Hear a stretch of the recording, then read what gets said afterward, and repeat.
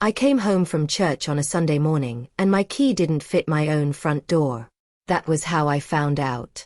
Not with a conversation. Not with a warning. Just a key that refused to turn, a lock that didn't recognize me anymore, and the slow, horrible understanding of what my own daughter had done while I was sitting in a pew praying for her. My name is Ignacia. I am 72 years old. And what I'm about to tell you is the kind of story that changes a person forever. Not by breaking them, but by burning away everything soft and leaving behind something that cannot be broken again.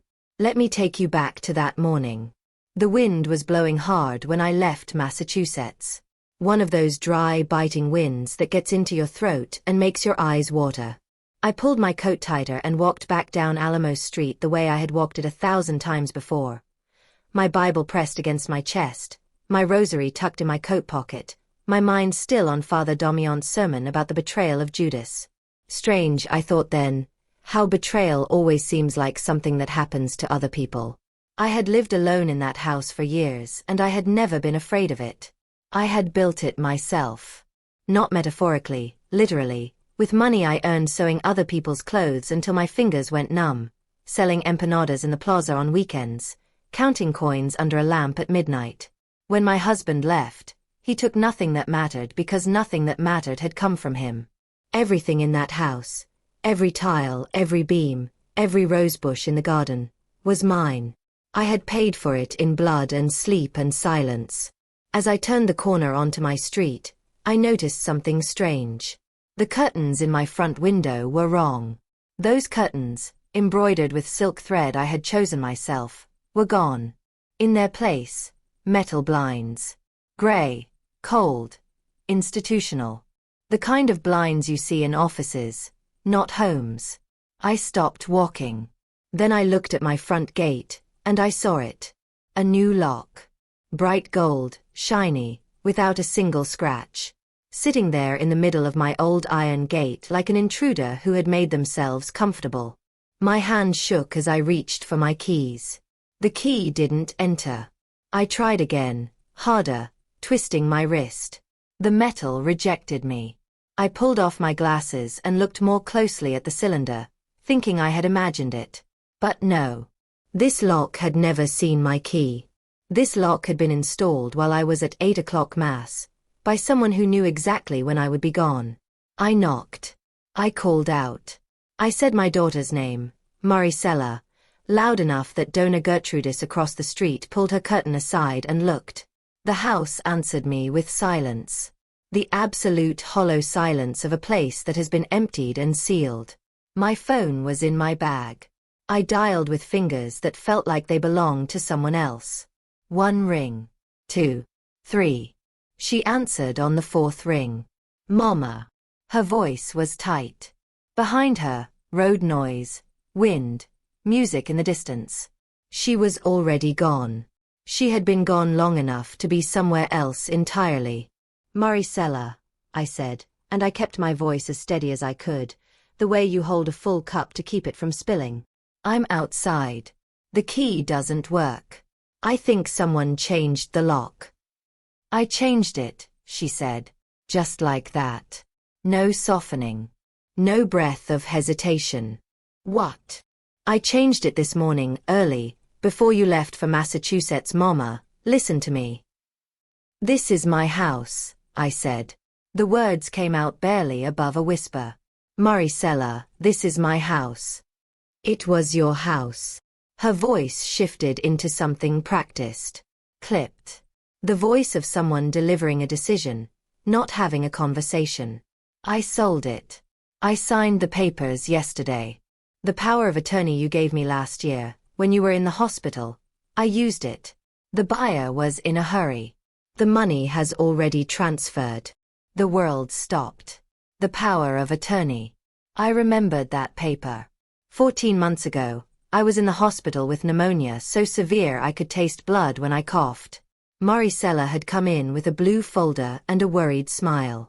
She had held my hand while a notary I didn't recognize spread papers on my tray table.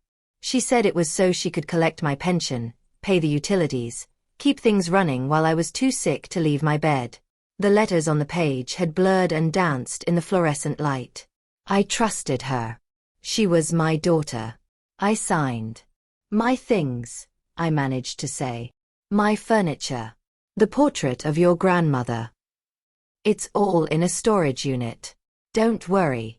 And I've arranged everything for you. There's a lovely place, a residence, Ella Tardisa Feliz, happy sunset. They're coming to pick you up in an hour. They have a nice room ready. You're going to be well cared for.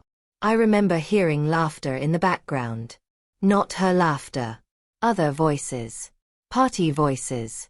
You're celebrating, I said. We needed to get away for a few days. This was very stressful, Mama. You have no idea how much paperwork. Maricela. My voice broke. Just once. I am your mother. I built that house with my own hands. I raised you alone in it. Your father left us with nothing and Hi, Mama. Her tone shifted into something worse than anger. It became bored. You always go back to that story. You're old now. You can't live alone.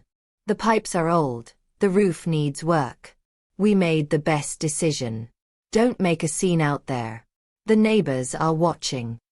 And she hung up.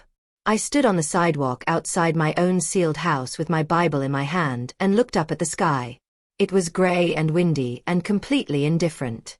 A car passed slowly. I felt the driver looking at me. The crazy old woman locked out of the building that used to be hers. I sat down on the curb. Not because my legs gave out. I sat down deliberately, because I needed to be close to the ground for a moment. I needed to feel something solid. The hot shame of it rose up through my chest. The shame of being seen like this. The shame of having raised a daughter who could do this. The shame of having signed that paper without reading it properly. I could see Dona Gertrudis across the street, very still behind her curtain. By tonight the whole neighborhood would know. The old woman whose daughter sold her house from under her while she was at Sunday Mass. I let myself feel it for exactly 1 minute. Then I touched the cover of my Bible. And out of nowhere, from somewhere beneath the humiliation and the shock, a name surfaced. Not a prayer. A name. Rogelio. Rogelio Benitez. We had grown up on this same street when the road was still dirt and the gutters were full of tadpoles. He had defended me against every bully in the neighborhood. This boy who always smelled of flour from his father's bakery. I hadn't spoken to him properly in years, a wave here, a greeting in the plaza. But 5 years ago when his wife died, he had stopped me on the street and said something I had never forgotten. Ignacia, you are a woman of iron. If you ever need anything, anything at all, my badge and my friendship are worth the same to you. He was the police commissioner now. I stood up. I smoothed my coat. I took one breath, then another.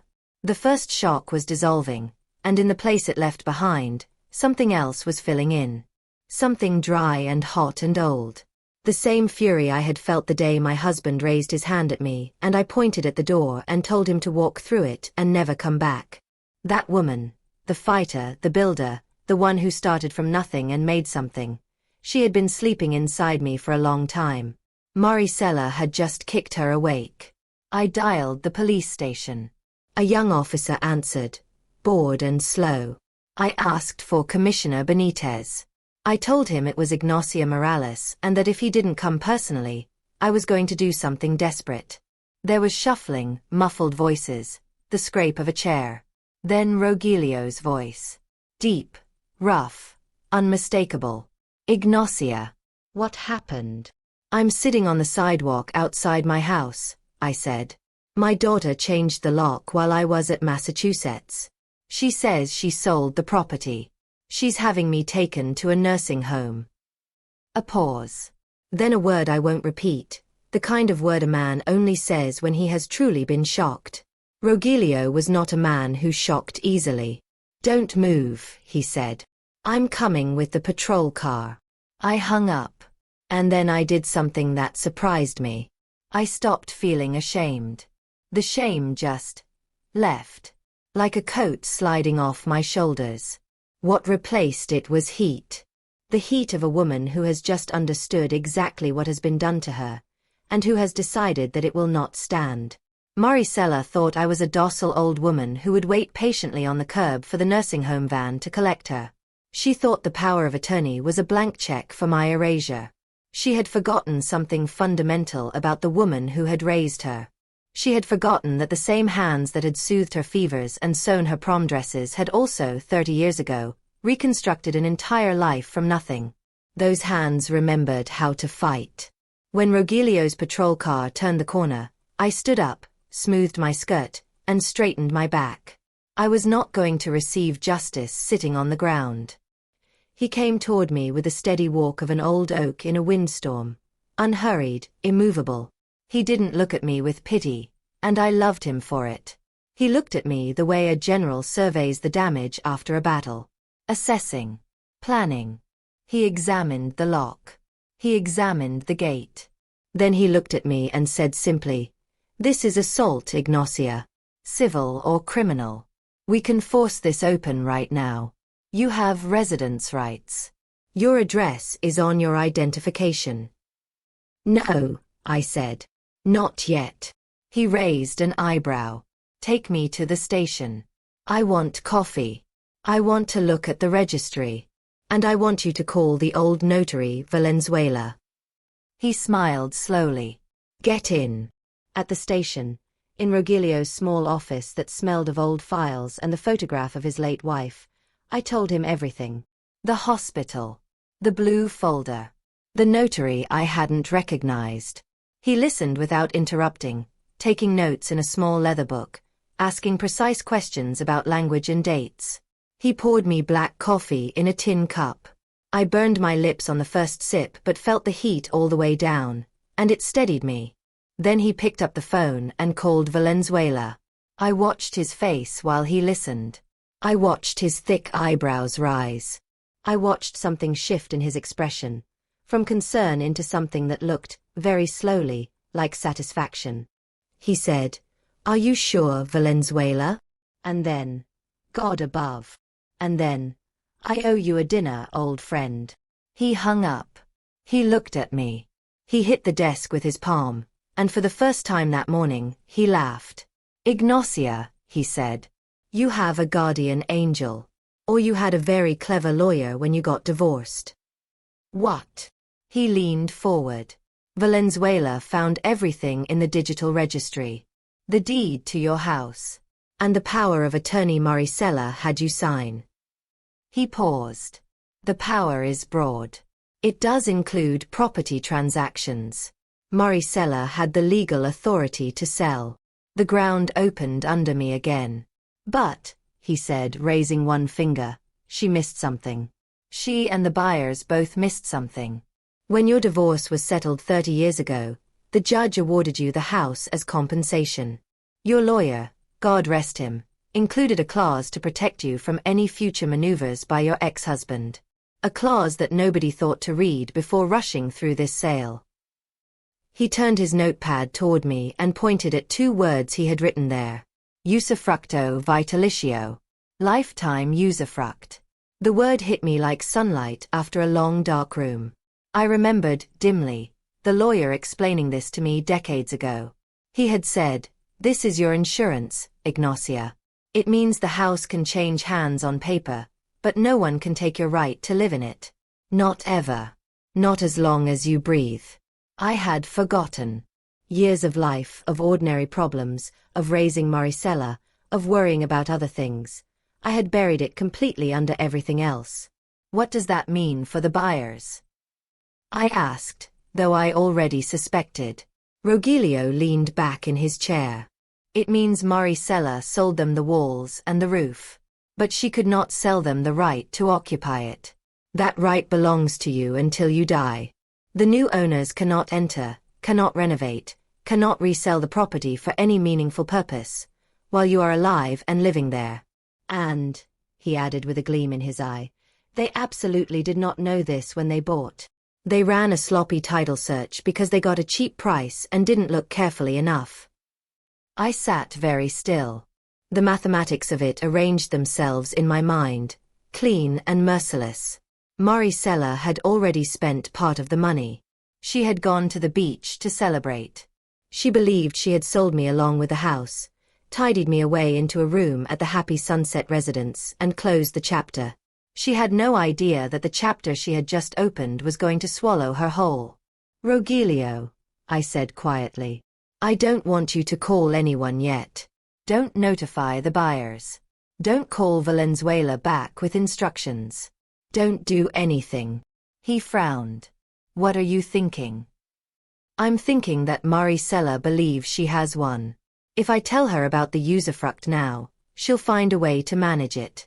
She'll return the money before she spends it all. She'll negotiate, she'll maneuver, she'll find another angle. I need her to believe she's won long enough to spend that money. I looked at him steadily. I want her comfortable. I want her confident. I want her at the highest point of her victory, and then I want her to fall from it. The smile that appeared on Rogelio's face was slow and crooked and deeply satisfying. That is not the Ignacia I remember from church, he said. The Ignacia from church died on that sidewalk this morning, I replied. This is someone else. The locksmith, a small man with enormous hands and a cheerful whistle, had my old lock off and a new one installed within 20 minutes. The sound of that gold fake lock being drilled out was the most beautiful sound I had heard in years. The new key was heavy and real and cold in my palm. I closed it in my fist until the edges left marks. Rogelio walked me inside. What I found there hurt in a different way. My home had been transformed into a warehouse.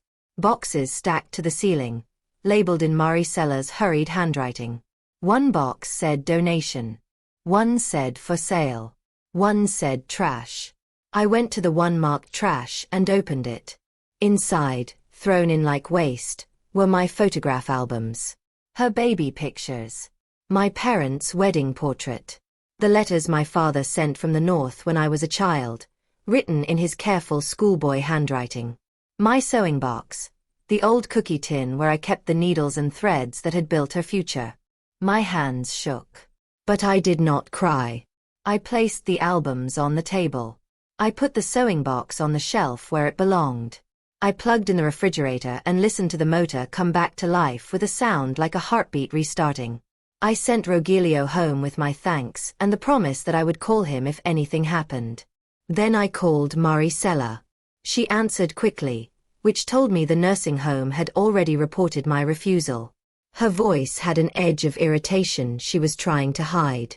Mama. What is going on? They say you won't open the door. I'm sorry, Hija, I said, letting my voice go soft and tremulous, adding just a hint of the confused old woman she expected to find.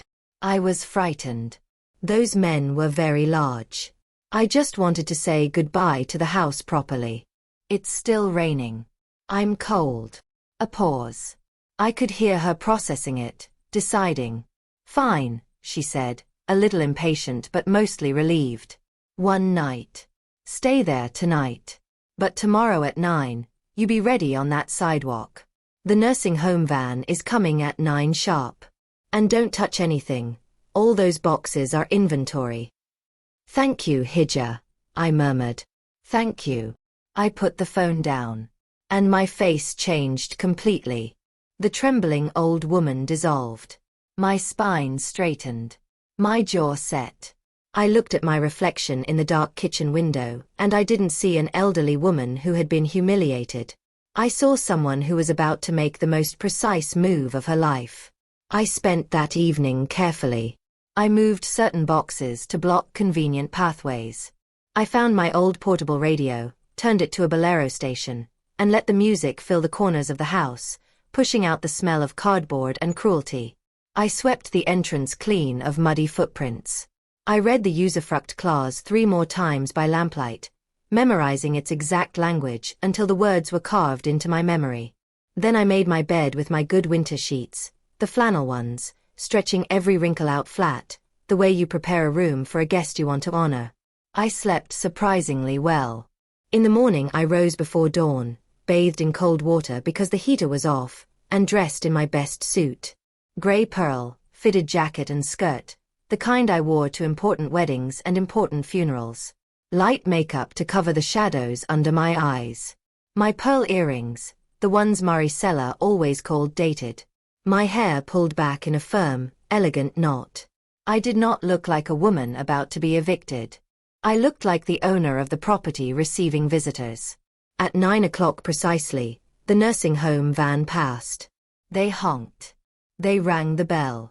I sat in my armchair facing the door, hands folded in my lap, the deed to my house on the table beside my Bible, and a cup of good coffee in fine porcelain. I did not move. They waited 10 minutes and drove away. At 10:15, a black luxury car parked outside, followed by a van with the logo of Immobiliaria Futuro. 2 men in suits climbed out carrying folders. A young woman in high heels stood on the sidewalk making notes and pointing at my roof with visible disgust. The vultures had arrived to claim their carcass. One of the men produced a key. Maricela's key. The gold key to the gold lock that no longer existed. I watched him try it, frown, try it again, look at the key and look at the lock and shake it. I stood up. I walked slowly to my front door and opened it wide. I stood in the threshold with my hands folded and my chin level and looked at all 3 of them. The surprise on their faces was genuine. They had expected an empty house. At most, an apologetic old woman with her bags already packed. They had not expected a matriarch in pearl earrings who looked like she had been waiting for them. "Good morning," I said, projecting my voice the way I used to call out prices in the plaza. "Can I help you?" The senior man, Architect Mendez, he introduced himself, came to the gate with his folder. His voice had the practiced patience of someone accustomed to dealing with inconvenient elderly people. "Senora, there must be some confusion. We are the representatives of the new owners. We have the deed and immediate possession rights from Friday. Your daughter told us the property would be vacant today." "My daughter tends to promise things she cannot deliver," I said pleasantly. "As for the possession rights, I'm afraid someone sold you a very pretty box without telling you what was inside it." I paused, looking at each of them in turn. "Shall I explain?" The young woman stepped forward, aggressive, her heels clicking on the wet sidewalk. "Open this gate. We have construction workers scheduled for this afternoon. We're demolishing the kitchen." My voice dropped every trace of warmth. "Nobody is demolishing anything. Not today. Not next year. Not while I am breathing." I reached into my jacket pocket and produced the document, folded neatly, protected from the rain by my hand. I pressed it against the gate bars so Mendez could read it. He leaned in. His eyes moved across the lines. I watched the color leave his face, starting from his forehead and moving downward, like someone had turned off a light inside him. He read it aloud, slowly, involuntarily, as though his brain needed to hear the words to believe them.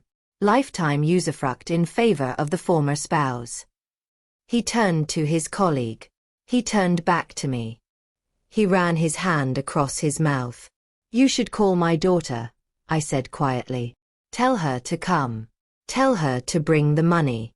And tell her that her mother is waiting to have tea with her." I went back inside. I closed the door. I stood with my back against the wood for a moment, listening to the muffled sound of raised voices and rapid footsteps outside, and I felt something radiate outward from my chest. Not triumph exactly. Something deeper. The feeling of a woman who has held her ground. 40 minutes later, a red car braked hard in the street, skidding slightly on the wet asphalt. Maricela got out before the engine finished cooling, leaving her door open. She was wearing a beach wrap, ridiculous in the cold wind, and the breeze immediately destroyed her hair.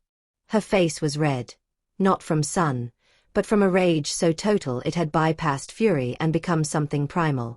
She grabbed the gate bars with both hands and shook them. "Mama! Open this gate right now!"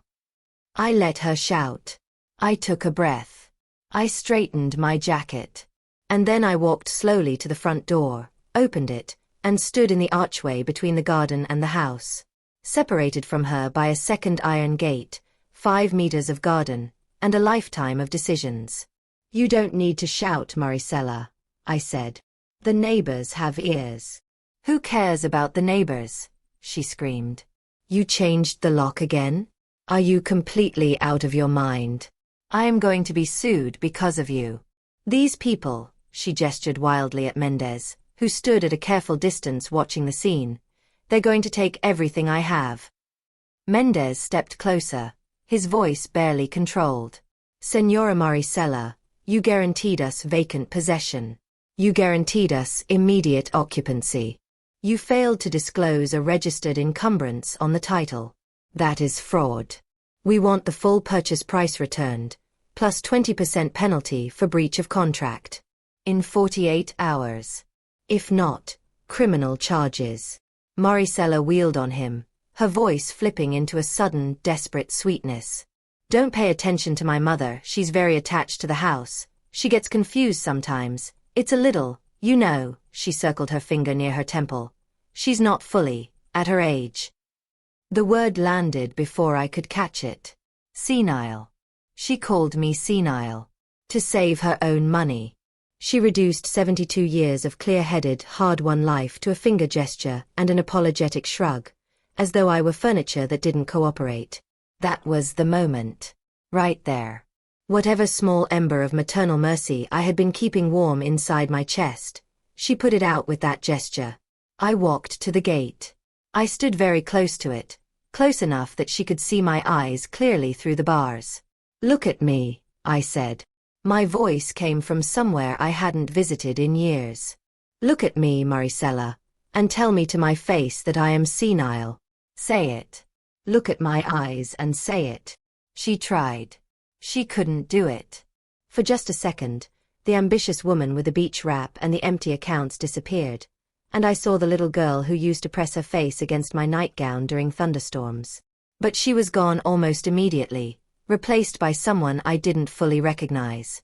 Mama, please, she whispered, changing tactics, going low. Just sign a renunciation. Just waive the usufruct. I already spent some of the money, Roberto's gambling debts. We bought a car. If I have to return it all plus the penalty, I won't have it. I'll go to prison. There it was.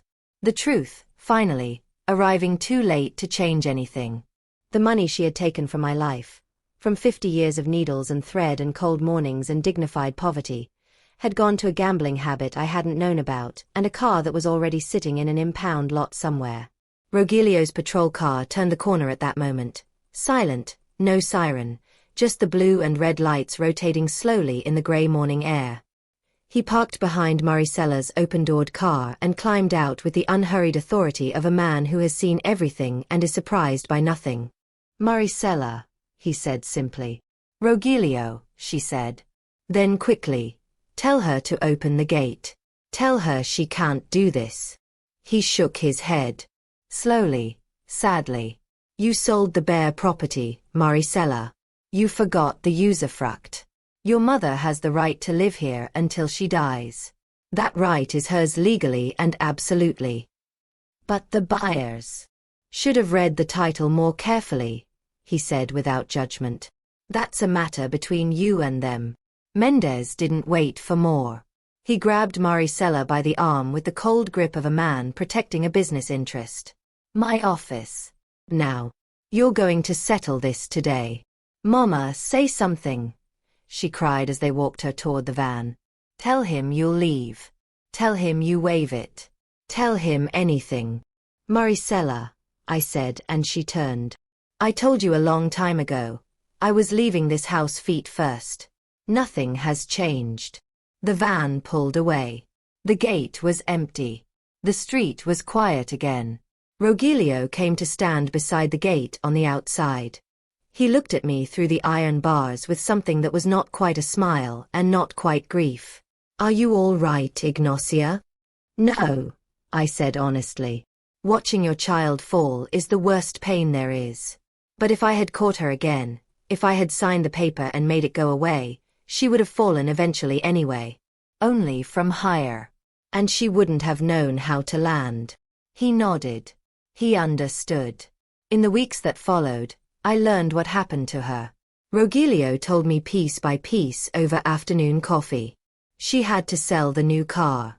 She had to take a predatory loan to cover the rest of the purchase price and the penalty. The husband, Roberto, left when the money disappeared. Apparently the whole arrangement had been partly his idea, a man who saw his wife's elderly mother as a financial resource to be liquidated. His departure was the one outcome in all of this that felt genuinely just. Maricela was left with debt and a rented room and a university degree she hadn't used in years. I did not feel joy about it. I want to be honest about that. What I felt was a kind of clinical sorrow, the grief of a surgeon who knows the operation was necessary but still mourns the tissue she had to cut away. I repainted my house melocotone, a warm peach color that caught the afternoon light. I bought a washing machine, new and efficient, the kind I had always deferred because the money was better spent on Maricela's needs. I took the good fabric I had been saving for a special occasion, the silks and linens, the fine wools, and I opened my sewing workshop again. Not for survival this time. For joy. I put a small elegant sign in my window. Ignacia Morales, sewing and alterations. Knitting lessons. The neighbors came first out of curiosity, wanting the details of the scandal. I served them coffee and pastries and answered questions about the weather and the news and everything except what they actually wanted to know. The gossip faded, and what remained was community. 3 or 4 young women came in the afternoons to learn crochet.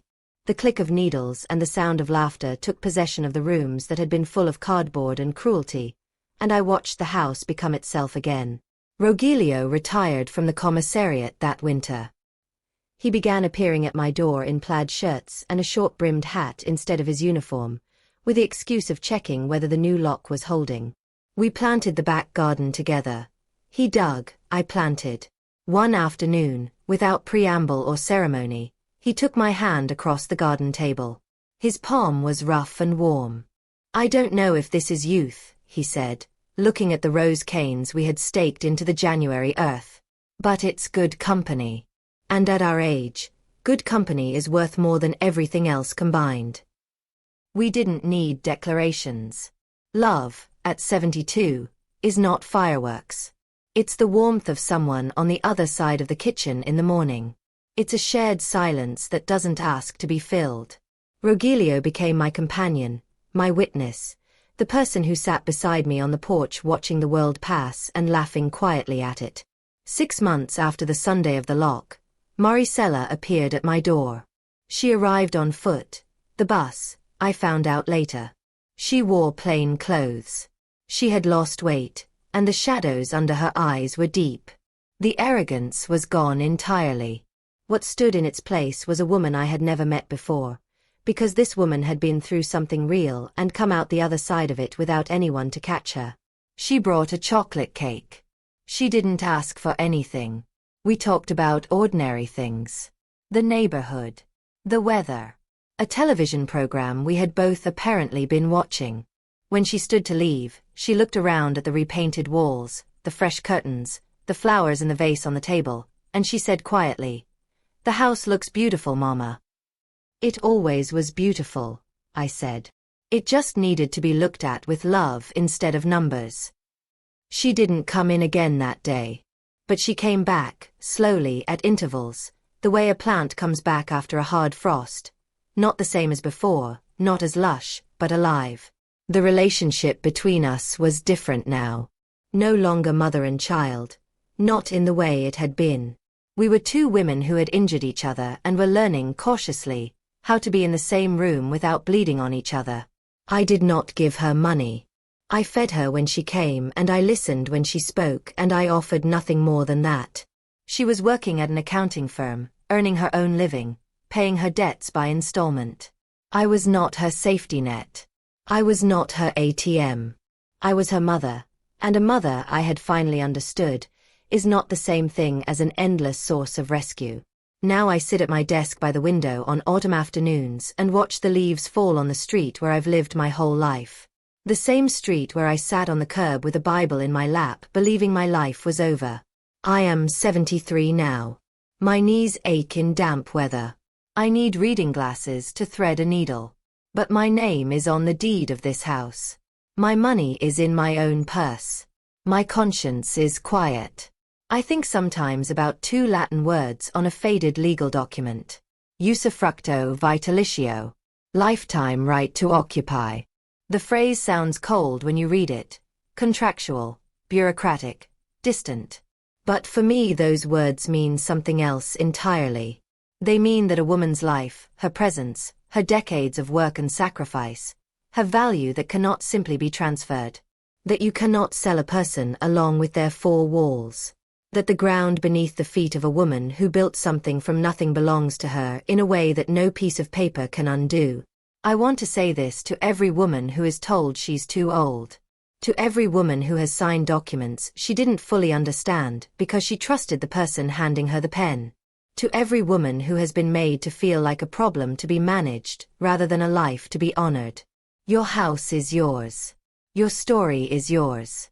Your money, your name, your dignity, yours. The years don't diminish you. They accumulate. Every single one of them is a brick in the wall of who you are. And when someone tries to change your lock while you're at church, when they pack your memories into boxes labeled trash, when they call you senile to a room full of strangers to save their own skin, you don't crumble. You sit on the curb for 1 minute. You let yourself feel it. And then you stand up, smooth your coat, and start making calls. Because inside every woman who has been told she is finished, there is a lioness who has simply been napping. Wake her up. I am Ignacia Morales. This is my house. And the next person who tries to change my lock is going to need a very good lawyer.